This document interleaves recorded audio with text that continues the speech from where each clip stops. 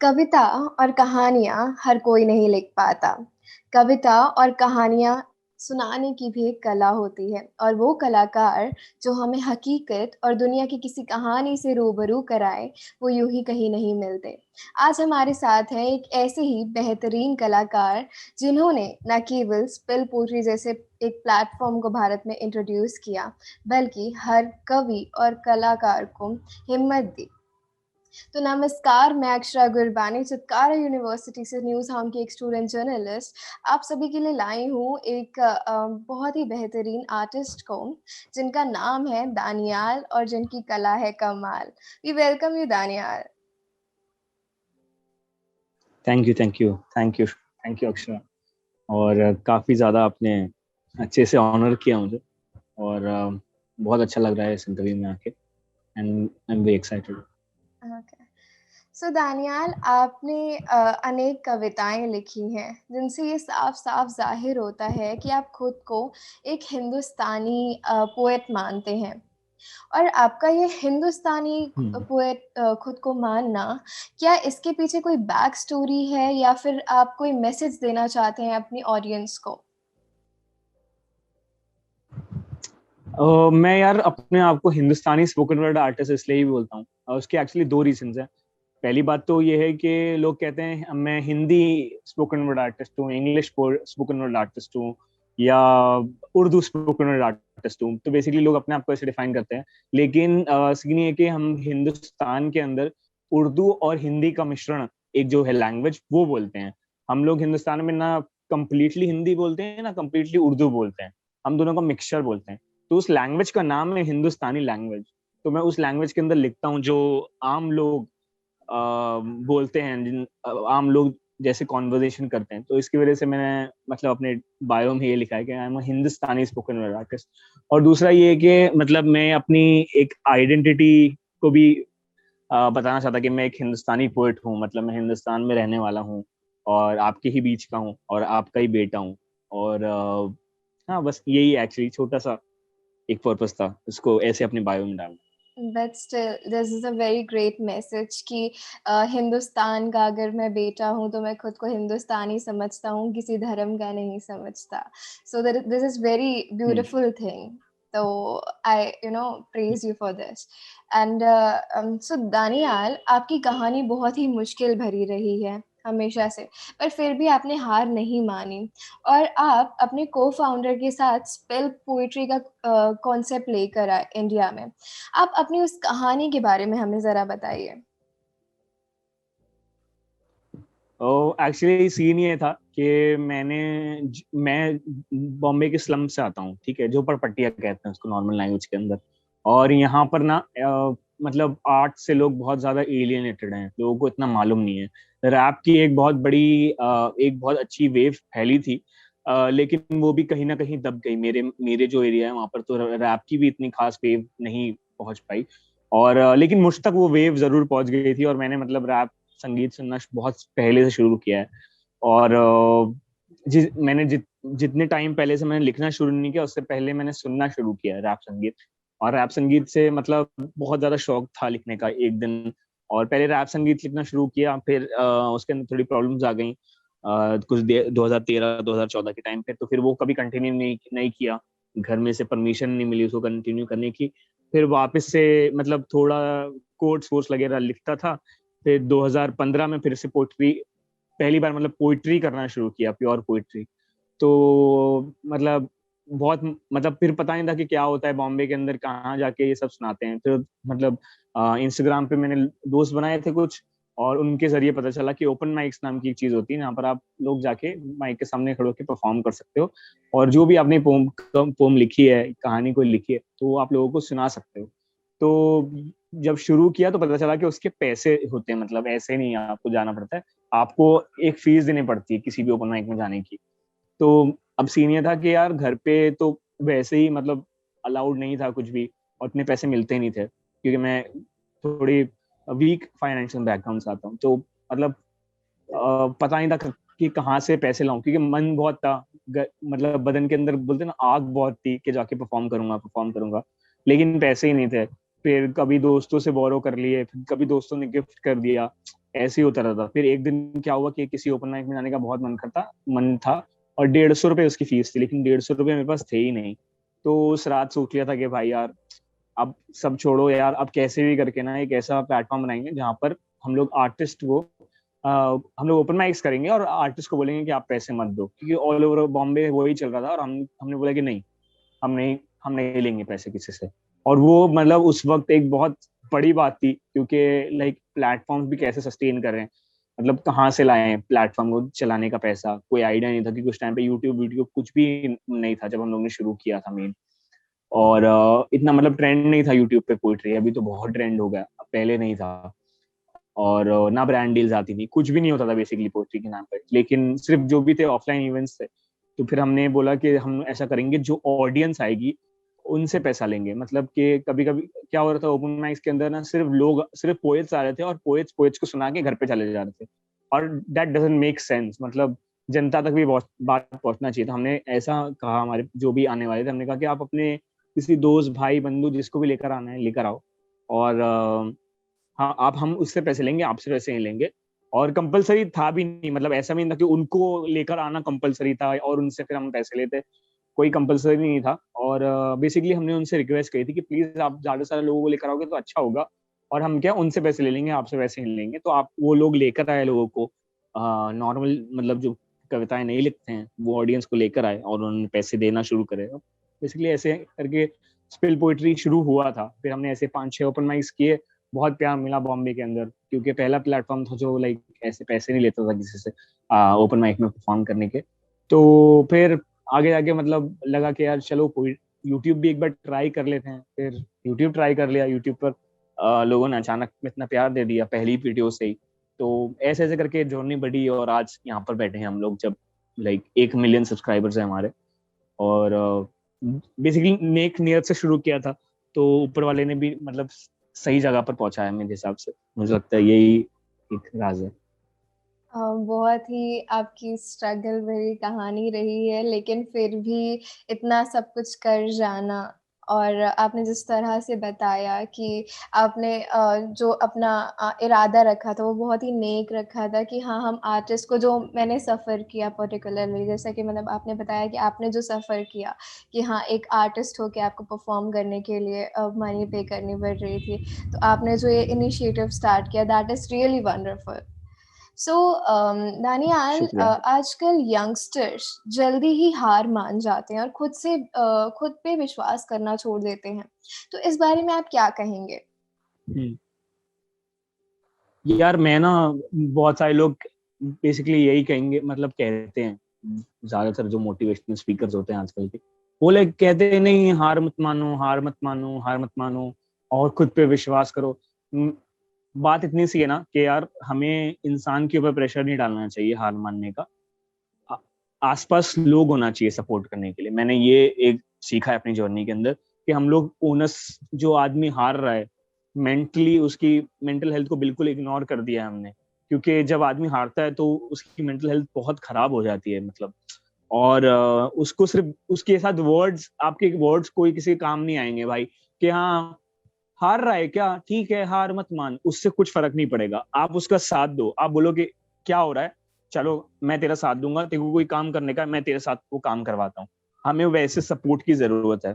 और यंगस्टर्स पे इतना ज्यादा प्रेशर डाल दिया ये सारे जितने भी मोटिवेशनल स्पीकर्स हैं, उन सब लोगों ने, कि तुम में है वो बात, तुम में है वो बात, तो वो जबरदस्ती काम कर रहे हैं, जबरदस्ती हार नहीं मान रहे, जबकि वो मेंटली एकदम एग्जॉस्ट हो चुके हैं। ताकि मतलब बाद में जाके ये सब, इन लोग के चक्कर के अंदर वो सब बिल्ड होते रहता है दिमाग के अंदर, और एक दिन जाके फिर वो फट जाता है। और उससे ही मेंटल हेल्थ डिटोर, मतलब वो कहते हैं ना, खराब होते जाती है ओवर द इयर्स।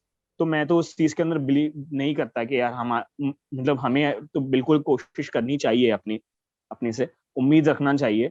लेकिन हमें आसपास ऐसे लोग भी चाहिए जो हमें हार मानने ना दें। सिर्फ वर्ड्स से कुछ होगा नहीं यार, एक्शंस बहुत ज्यादा मैटर करते हैं।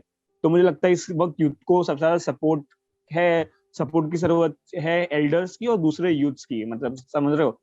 मतलब अगर आप किसी कोई एक फ्रेंड ने कोई अपना बिजनेस शुरू किया है, तो उसको कहते हैं फ्री में दे, तो मेरा दोस्त है। और अगर कोई मतलब बड़ा सा ब्रांड है, H&M में, Zara है, उससे 2-2 3-3 हजार रुपए के कपड़े ले रहे हो और अपने फ्रेंड को जिसने इतनी मुश्किल से अपना बिजनेस शुरू किया है इतनी यंग एज के अंदर, आप उससे कहते हो कि मुझे फ्री में प्रोडक्ट दो। तो बेसिकली यूथ्स को सपोर्ट करने की जरूरत है, और खासकर एल्डर्स को तो बहुत ज्यादा, मतलब अब तो 2021 है यार, प्लीज हमें इंजीनियरिंग और डॉक्टरिंग को पीछे छोड़ देना चाहिए, मतलब। तो ये मैं समझता हूँ। So true. आपकी जो कविताएं हैं वो ज्यादातर सोसाइटल इश्यूज पर बेस्ड होती हैं, which is the factor which motivates you to write such strong message oriented poetry, Daniyal. ऐसी क्या रीजन है, ऐसी क्या वजह है जो आप मोटिवेट हो जाते हैं ऐसी कविताएं लिखने को? यार मैं ना, मेरे आसपास जो भी चीज होती है ना, जैसे मैं देखता हूँ मैं वैसे ही लिखता हूँ। मैं हर किसी को ये कहता हूँ कि मैंने जैसे देखा मैंने वैसे ही लिखा। तो मैं तो बस कोशिश कर रहा हूँ कि मैं, जैसे एक आर्टिस्ट होता है, मतलब अगर आप किसी को सीनरी बनाने बोलो, तो जैसे उसको सीनरी दिखेगी वैसे ही वो ड्रॉ करता जाएगा। तो मैं तो वही लिख रहा हूँ। बेसिकली मैं अपने आप को, अपने पन्नों को समाज का आईना बना रहा हूँ कि देखो भाई ऐसा है, और आप लोग ऐसे दिखते हो, ये शक्ल है आपकी, तो प्लीज सुधर जाओ अब। तो वही कोशिश रहती है। और मेरी कोशिश ये भी रहती है कि मैं बताऊं कि मुझे वो चीजें कैसे इफेक्ट करती हैं। मेरी पर कविताएं जितनी ज्यादा पर्सनल हो सके, मुझे लगता है उतनी ज्यादा यूनिवर्सल होंगी। तो इश्यूज मुझे पर्सनली कैसे इफेक्ट करते हैं, तो मैं उसको भी आगे बढ़ाने की कोशिश करता हूँ कि मतलब इंडिविजुअल लेवल पे भी पता चले कि क्या हो रहा है। मतलब अगर सिर्फ हम ऊपर ऊपर इससे बात करेंगे भाई, यहाँ पर इतनी मौतें हो गई या यहाँ पर बॉम्ब गिर गया, तो वो तो न्यूज़पेपर के अंदर भी आ रहा है।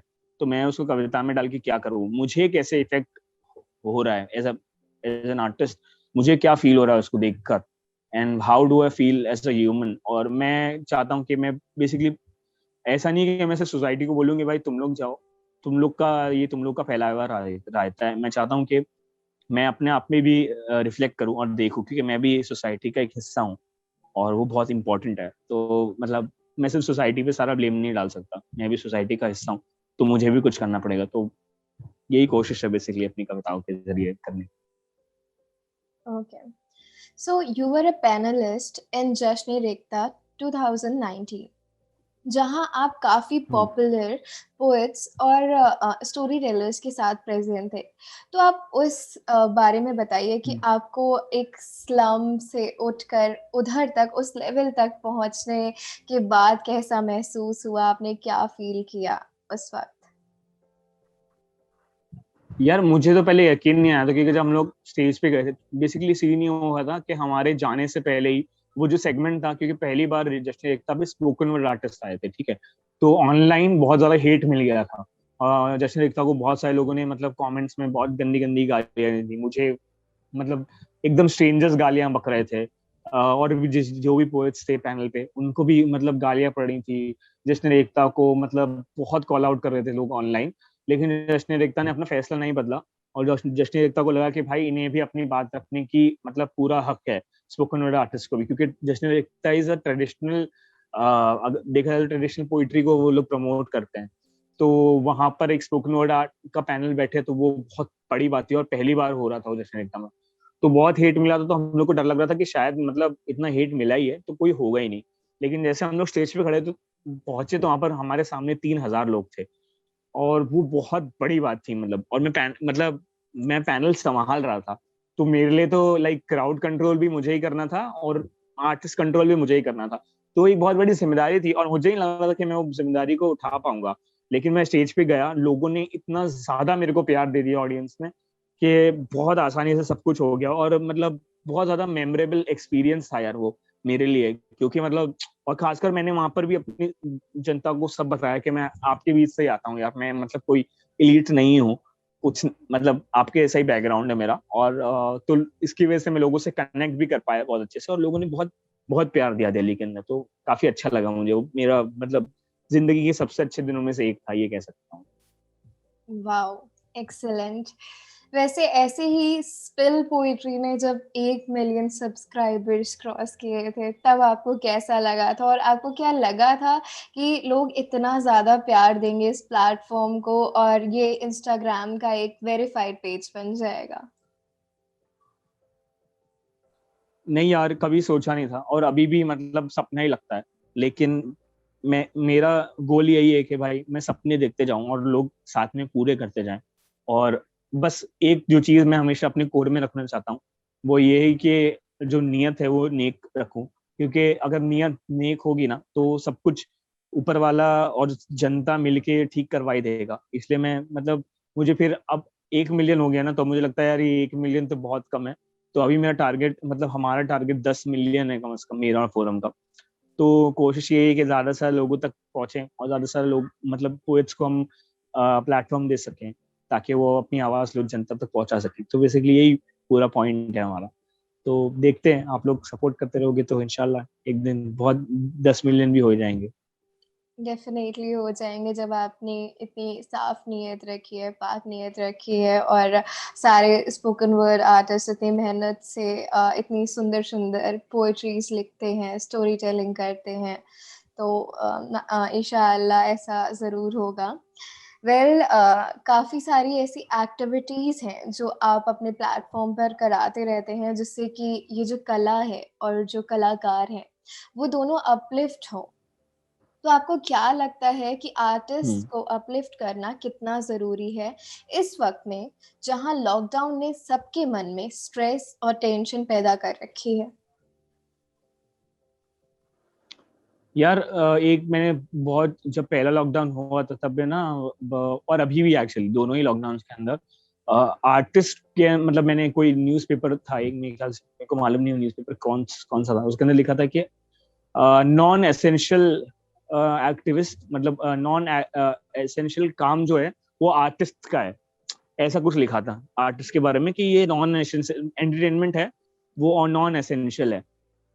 और जब आप लोगों ने 100 करोड़ जनता को घरों में बंद कर दिया, और उस वक्त महाराष्ट्र के अंदर भी लॉकडाउन है, कंप्लीट लॉकडाउन है सैटरडे संडे के दिन, तो और वो घर पे बैठे हैं, उनके पास फोन है, मोबाइल है, लैपटॉप्स है, और सिर्फ एंटरटेनमेंट ही उनका एक मतलब एक तरीका है कि जिससे वो आगे मतलब अपना मतलब पूरा दिन गुजार सकें। और आप कह रहे हो कि ये मतलब नॉन एसेंशियल है, और आर्टिस्ट का काम जो है वो बिल्कुल एसेंशियल है नहीं। और बल्कि हमने देखा है थ्रू आउट हिस्ट्री के आर्टिस्ट का काम बहुत जरूरी रहा है सोसाइटी के अंदर। बहुत ज्यादा बहुत सारे आर्टिस्ट ने सोसाइटीज को शेप किया है। यहाँ तक हमारी फ्रीडम, जो हमको फ्रीडम मिली है, उसके अंदर भी आर्टिस्ट का बहुत ज्यादा बड़ा योगदान रहा है।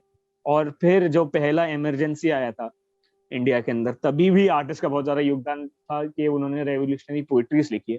और किसी भी कंट्री के अंदर जब लोग रेवोल्यूशन लाते हैं तो वो आर्टिस्ट की कविताओं के जरिए लाते हैं। जैसे आजकल एक वो है कि हम आजकल जो एंटी सीए के अंदर एक वो यूज होता है, मतलब एक एक स्लोगन यूज होता है, वो कहते हैं कि हम दो स्लोगन है, एक हम कागज नहीं दिखाएंगे और सब कुछ याद रखा जाएगा। तो वही कितने इंपॉर्टेंट हैं, आर्टिस्ट नहीं दिए हैं। और तो हम कैसे बोल सकते हैं कि ये नॉन एसेंशियल लोग हैं और इनका काम नॉन एसेंशियल है? तो वो मेरी समझ के बाहर है। और हाँ, इसकी वजह से बेसिकली इसी सोच की वजह से ना आर्टिस्ट को अभी भी माना जाता है कि ये झोले झोले कुर्ते वाले लोग हैं, इनके ऊपर कोई पैसा नहीं है, कुछ नहीं है। और आर्टिस्ट बनना मतलब कि अपनी करियर सुसाइड कर लेना, इसकी वजह से ये सोच है। और हमको इस सोच को बदलने की जरूरत है। और स्पिल पोइट्री के जरिए हमारी कोशिश ये रहती है कि आर्टिस्ट को ज्यादा से ज्यादा काम मिले, और वो सेल्फ सस्टेन्ड रहें। और उनको ऐसे कोई बोले नहीं कि मतलब या ये राइटिंग वाइटिंग तो तेरी हॉबी है, चल तू मेन काम कर। तो वो मतलब हम बेसिकली उस सोच को बदलना चाहिए चाहते हैं कि भाई आर्ट से घर नहीं चलता। तो हाँ यार, कोशिश तो यही। दैट्स रियली नाइस कि आप लोगों के पर्सपेक्टिव चेंज करना चाहते हो और आर्टिस्ट की यही खूबी होती है कि वो सोसाइटी में से वो जो चीज़ें हैं, जो मिसकंसेप्शंस हैं, उनको दूर करने की पूरी कोशिश करते हैं और कहीं न कहीं वो दूर भी करते हैं। तो मेरा आपसे ये सवाल है अगला कि इंस्टाग्राम और सोशल मीडिया के इस जंजाल में जहाँ पर फॉलोअर्स की भीड़ लगी हुई है, जिसके पास ज़्यादा फॉलोअर्स हैं, वो गेम में आगे बढ़ रहा है। तो क्या आपको लगता है ऐसा कि the number of followers really matter? यार मुझे लगता है कि यार ना आर्टिस्ट की गलती है इसके अंदर बेसिकली इंस्टाग्राम की ही गलती है। और इंस्टाग्राम में एक्चुअली इस बारे में एक पोस्ट डालने भी वाला हूँ कि मुझे लगता है कि इंस्टाग्राम ने आर्ट को बिगाड़ दिया, आर्ट एज ए कॉन्सेप्ट को बिगाड़ दिया। बिकॉज इंस्टाग्राम में ये है कि जितना ज्यादा उसको फीड करते रहोगे, मतलब जितना ज्यादा पोस्ट करते रहोगे कंटेंट, उतना ज्यादा आप रेलेवेंट रहोगे। वरना इंस्टाग्राम मतलब फॉलो लोग अनफॉलो कर देते हैं अगर आप एक्टिव नहीं होगे तो, या ऐसा होता है कि मतलब कि वो रेलेवेंट ही नहीं हो, बंदा वैलिडेट नहीं करता उसको कोई। और बेसिकली और इंस्टाग्राम के सारे फीचर यूज करने पड़ते हैं, अगर उसको नहीं भी आते हैं फिर भी करना पड़ते हैं, वरना वो पीछे छूट जाएगा। बहुत सारे एक एक आर्टिस्ट ने बहुत ज्यादा इंपॉर्टेंट बात रखी थी अभी, कि मतलब आजकल आर्टिस्ट सिर्फ एक मतलब वो नहीं है कि सिर्फ पोएट है, उस पोएट को व्लॉगर भी होना पड़ेगा, उसको म्यूजिशियन भी होना पड़ेगा, उसको सारी चीजें होना पड़ेगा जिससे वो इंस्टाग्राम पे फॉलोअर्स लेकर आ पाए अपनी तरफ। और वो कितनी खराब बात है। और इससे ये होता है कि आर्टिस्ट मेरे हिसाब से मीडियोकर हो जाता है, क्योंकि उसके ऊपर प्रेशर होता है कि रोज रोज कंटेंट पोस्ट करे, तो वो मीडियोक्रिटी की पर की तरफ जाता है, या तो वो क्या नाम है, प्लेजरिज्म की तरफ भाग जाता है कि यार चलो छोड़ो यार, मुझसे तो हो नहीं रहा है, मैं किसी और के चुरा लेता हूँ। तो ये चीज इंस्टाग्राम ने की है, और वो बहुत ज्यादा अनहेल्दी है मेरे हिसाब से, कि रोज रोज पोस्ट करो, रोज रोज पोस्ट करो, सारे फीचर्स ट्राई करो, सारे फीचर्स ट्राई करो। पहले आईजीटीवी, फिर नॉर्मल पोस्ट, फिर फोटोज, फिर रील्स, अब रीमिक्स आ गया है। तो वो मतलब 10 तरह की चीजें हैं, और अगर उसको नहीं करोगे तो आप पीछे छूट जाओगे। बेसिकली आपको कूदना ही पड़ेगा, मतलब इसकी ट्रेन में, सोशल मीडिया की ट्रेन में। तो मुझे वो चीज खराब लगती है बहुत ज्यादा, एंड आई जस्ट होप कि चीजें चेंज हो, और सारे आर्टिस्ट मिलके इस बारे में बात करेंगे कितना टॉक्सिक बन चुका है इस वक्त आर्टिस्ट के लिए। So true, so true. क्योंकि अब चाहे इंस्टाग्राम हो, वहाँ पर हर एक पर्सन को रील्स बनाने की जरूरत पड़ जाती है। अब वो पोएट है तो वो एक्टिंग क्यों ही करेगा? तो this is a very hmm. Bad thing kind of, but और एक ये जो फॉलोवर्स वाला चक्कर है कि हाँ, जस्ट आर्टिस्ट के ज्यादा ज्यादा नंबर ऑफ फॉलोवर्स हैं, आप उसको ज्यादा अच्छा आर्टिस्ट समझने लग जाते हैं, या फिर जिसके कम फॉलोअर्स हैं आपको उसकी वैल्यू नहीं दिखती। तो ऐसे काफी इंस्टेंसेस भी होते हैं, people become judgemental due to followers. So well, जो मेरा नेक्स्ट बिल्कुल। क्वेश्चन है वो ये है कि व्हाट इज दिस छपरी कलाकार all about, and please tell us something about your upcoming projects and events. यार छपरी कलाकार ना, मैं ना 2-3 साल से सोच रहा था कि बेसिकली पॉइंट मतलब सीन ये है कि मैं इतना इतना वेल नोन आर्टिस्ट नहीं हूँ अगर कंपेयर करा जाए दूसरे आर्टिस्ट के साथ, कि दूसरे आर्टिस्ट के नंबर्स के साथ। तो मेरे को लगता था यार मेरे को कौन ही देखेगा, और मेरा आर्ट मतलब जरा भी रेलेवेंट नहीं है, कोई मुझे पूछता नहीं है, कोई लाइक कमेंट शेयर नहीं करता। मेरे दिमाग में ये सारी चीजें चलती रहती थी 1-2 साल पहले तक। और फिर मैंने सोचा था यार छोड़ो, अपन एक अपना खुद का स्पेशल करेंगे, जिसके अंदर मैं अपनी सारी कहानियां और सारी कविताएं, जिन्होंने जिनकी बेसिकली उन किस्सों से इंस्पायर्ड किया जिन्होंने मेरी लाइफ को शेप किया। क्योंकि मैं पहले कुछ और किसी और तरीके का इंसान हुआ करता था, और अभी दूसरा शख्स हूँ कम्प्लीटली। तो और वो भी मैं ये नहीं बोलूंगा कि मैं अब ज्यादा अच्छा हूँ, मैं कह रहा हूँ, मैं तो ये कहूंगा कि मैं अभी भी कोशिश ही कर रहा हूँ, और दुनिया को बेहतर जगह बनाने की। और ये कि यार मतलब छपरी कलाकार बेसिकली बहुत स्टार्टिंग के अंदर, और हम जैसे लोग हैं, जैसे मुझे ऐसे लोग कहते हैं कि यार the way I dress, the way I look, या द वे आई टॉक, देसी से कि तू छपरी है। और मतलब छपरी है ना, कुछ लोगों ने तो मेरे मुंह पे बोला है, कुछ लोगों ने मेरे मुंह पे नहीं बोला है कि लफंगा है, वल्गर है, अजीब है, गुंडा जैसी बात करता है, ये सारी चीजें सब कुछ सुना है अपनी लाइफ के अंदर। जरूरी नहीं कि पोएट्स ने कहा है, नॉन पोएट्स ने भी कहा है। मतलब यहाँ पर भी मतलब मैंने स्ट्रेंजर से भी, कम्प्लीटली स्ट्रेंजर से भी सुनी है ये बात।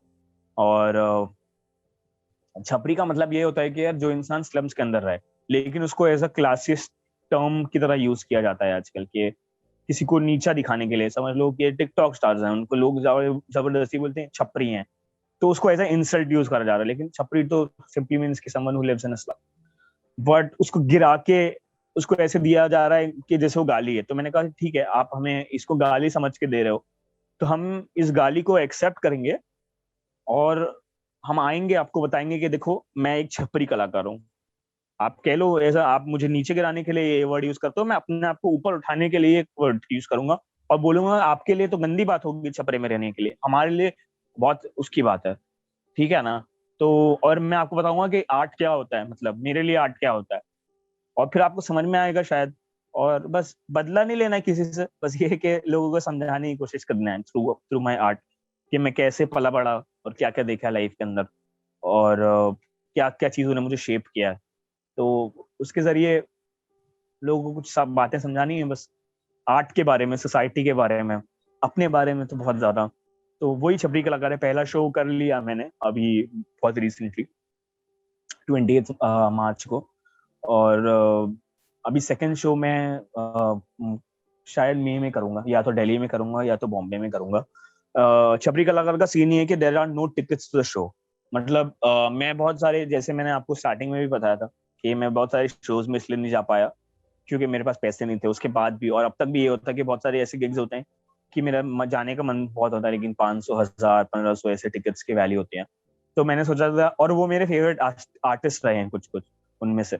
तो मैंने सोचा यार कि अगर किसी एक इंसान को भी मेरा काम पसंद है और वो इसलिए मेरे शो पे ना आ पाए क्योंकि उसके पास पैसे नहीं है, तो थूक है फिर मेरे आर्ट के ऊपर, मेरी थू है मेरी पूरे आर्टिस्ट्री पे, मतलब क्योंकि it's everything I am against, है ना। तो इसकी वजह से मैंने कहा कि it's a free show for all, आप लोग आ जाओ बिंदास, और इट्स अ पे बाय हार्ट शो। मतलब कि आपको जितना पैसा देना है आप शो के हिसाब से दे दो कि आपको शो कैसा लगा, कोई फिक्स वो नहीं है। अच्छा, ये चीज करना आसान नहीं है। तो मैंने ऑनलाइन इंस्टाग्राम के जरिए लोगों से बोला था कि एक एक फंड बना के रखा है मैंने, छपरी कलाकार फंड।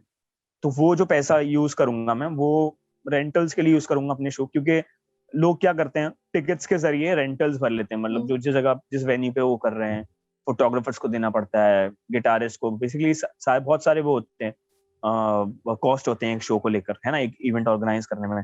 तो वो कॉस्ट के लिए मैंने लोगों से रिक्वेस्ट करी थी कि भाई अगर आपको मेरा आर्ट पसंद है और आप इंडिया में कहीं पे भी रहते हैं, अगर आपको मेरा आर्ट पसंद है तो आप प्लीज मेरे को छपरी कलाकार फंड के अंदर कंट्रीब्यूट करो, और ताकि मैं ये शो कर पाऊँ लोगों के लिए फ्री में। तो ये सीन है, और बहुत सारे लोगों ने कंट्रीब्यूट किया माशाल्लाह, और हम लोग ने शो पूरा लोगों के पैसे से ही किया ऑलमोस्ट, क्योंकि मेरे भी उसके अंदर काफी सेविंग्स पड़ी गई है, और लोगों ने भी बहुत सारे पैसे रेज करे। अराउंड मैंने कुछ 10,000 से ज्यादा रुपए रेज किए अपने शो के लिए। अब मैं मई में वापस कर रहा हूँ, तो वापस से रिक्वेस्ट करूंगा, मतलब जब मैं करने जाऊंगा तब, कि भैया आप दे दें, अगर आपको मन कर रहा है तो। अगर ना भी दें तो कोई बात नहीं, मैं मतलब कहीं से भी जुगाड़ करके जुगाड़ लूंगा, लेकिन मैं इसको as a crowdfunded show रखना चाहता हूँ, ताकि बेसिकली पॉइंट वो ये है कि भाई मैं लोगों के बीच से आता हूँ, तो like from from the people by the people वाला हिसाब। तो ये सीन है भाई। तो कोशिश यही रहेगी कि मतलब छपरी कला का इस साल और 5-6 कर सकूं, और ऑल ओवर द इंडिया भी कर सकूं। दिल्ली का भी बहुत प्लान है, तो देखते हैं, बस दुआएं रहें लोगों की, और लोग प्रमोट मतलब शेयर करते रहे मेरा आर्ट, तो काफी ज्यादा हेल्प हो जाएगी। और कंट्रीब्यूट करना है तो कंट्रीब्यूट भी कर सकते हैं। तो ये सीन है छपरी कला का। बट दिस आइडिया कि लोगों ने अगर मुझे छपरी बोला तो मैं उसको एक मोटिवेशन की तरह लूंगा। This is very beautiful and this is kind of motivation for all of us, the youngsters too, कि अगर हमें कोई कुछ बुरा कहता है तो हम उससे मोटिवेट हों, ना कि डीमोटिवेट हों। So this is very wonderful. But Daniyal, आपकी जो कौन सी फेवरेट पोइट्री है या फिर कोई स्टोरी है जिनसे आप सबसे ज्यादा कनेक्टेड फील करते हैं, या जो आपके दिल के सबसे ज्यादा करीब है? ऐसी कौन सी एक पोइट्री या स्टोरी है आपकी? मेरी मेरी एक पोम है, मैं नहीं बताया पाया करके, और वो बहुत ज्यादा, मतलब मैं, क्योंकि जैसे मैंने कहा कि मतलब मैं बहुत पर्सनल आर्ट लिखता हूँ, और वो मैंने अपने बारे में ही मोस्टली लिखी है, और तो वो बहुत ज्यादा मेरे दिल के एकदम ज्यादा ही पास है, और बहुत इंपॉर्टेंट रहेगी वो कविता मेरे लिए हमेशा मरने तक। लेकिन अभी मैं थोड़ी थोड़ी उसको भूल रहा हूँ, तो इसकी वजह से मैं कोशिश करूंगा उसको याद करूँ वापस से बहुत जल्दी। और बहुत टाइम हो गया उसको परफॉर्म करे, इसकी वजह से मुझे वो ठीक से याद नहीं है, वरना मैं आपको अभी सुना देता। No problem. बट इस कोविड के टाइम पे यंगस्टर्स का आपकी तरफ से क्या मैसेज रहेगा हमारे, क्योंकि जितने भी स्टूडेंट जर्नलिस्ट हैं या फिर यंग कॉलेज गोइंग व्यूअर्स हैं, तो आप उनको क्या मैसेज देना चाहेंगे या फिर क्या एडवाइस देना चाहेंगे? यार मैं तो सबसे यही कहना चाहूंगा कि जस्ट बी योरसेल्फ। और सबसे ज्यादा इम्पोर्टेंट है अपना सच कहना, चाहे वो लोगों को कितना कितना ही सुंदर लगे, कितना ही बदसूरत लगे, कैसा भी लगे, लेकिन अपना सच कहो। Be honest with your self and others, है ना। सबसे ज्यादा इम्पोर्टेंट है कि हम अपने आप से ही अपने अपने आप से झूठ ना बोलें। तो अपने आप से सच कहो, और जो नियत है कोई भी काम करने से पहले उसको एकदम साफ करें, उसको एकदम नेक रखें, और बाकी सारी चीजें आपके लिए फॉलो आउट हो जाएंगी, मतलब एकदम जगह पे हो जाएंगी। अगर आपकी नीयत साफ होगी ना, तो एक इनविजिबल हैंड है, पता नहीं वो कहाँ पर है, लेकिन वो सारी चीजें ना आपके हिसाब से कर देगा और आपको फिर कोई तकलीफ नहीं होगी। तो वो सबसे इम्पोर्टेंट चीज है मेरे हिसाब से, कोई भी काम करने के लिए नियत। और लॉकडाउन है, बहुत सारे कॉलेजेस बंद हैं और पढ़ाई नहीं होती है, तो सोशल मीडिया पे इतना ज्यादा अपना टाइम वेस्ट ना करें, लेकिन सोशल मीडिया स्किल्स सीख लें, क्योंकि फ्यूचर के अंदर बहुत ज्यादा काम आने वाली हैं सभी को सोशल मीडिया स्किल्स। और सोशल मीडिया स्किल्स या कोई भी एक स्किल जिस चीज के अंदर आप इंटरेस्टेड हो जरा भी, तो बहुत सारे प्लेटफॉर्म्स हैं जहाँ पर आप इजिली जाके सीख भी सकते हो। तो वो अपनी स्किल्स पे काम करो, ना कि डिग्रीज पे काम करो। आपकी डिग्री कभी काम नहीं आएगी, आपकी स्किल्स आपके काम आएगी। तो डेवलप करो यार, घर पे बैठे हो, फ्री बैठे हो, मतलब सोशल मीडिया और हुक्का हुक्का की बकचोदी बिल्कुल छोड़ो पीछे अपने, और स्किल्स डेवलप करो जो आपको आगे जाके काम आएंगी। यही मेरा सब मतलब एक मैसेज रहेगा सारे यूथ। ओके, सो दानियाल, आप कोई अपनी पोएट्रीज की चंद लाइनें सुनाइए जिनसे आप कोई स्ट्रॉन्ग मैसेज हमारी ऑडियंस को देना चाहें। तो मेरी पहले बहुत, जब स्टार्टिंग में ओपन माइक्स में आता रहता ना, तो मैं घर का काम नहीं करता था। तो मेरी अम्मी ने एक दिन मुझसे गुस्से में आके कहा कि मतलब अपने आप को क्या समझते हो, तुम कोई गुलजार नहीं हो। तो उसके ऊपर मैंने कुछ लाइनें लिखी थी कि मैं नज्मों और गजलों का ये यार नहीं, मैं साहिर में फैज में गुलजार नहीं हूँ। मुझे तुम बहका मुझसे तुम इश्क नहीं कर पाओगे, मैं बेकार नहीं हूँ। मैं हर जगह बसता हूँ फिर भी संसार नहीं हूँ। मैं तुम्हारी जीत का हिस्सा हूँ, मैं हार नहीं हूँ। मुझे तुम बहका नहीं पाओगे, मैं सरकार नहीं हूँ।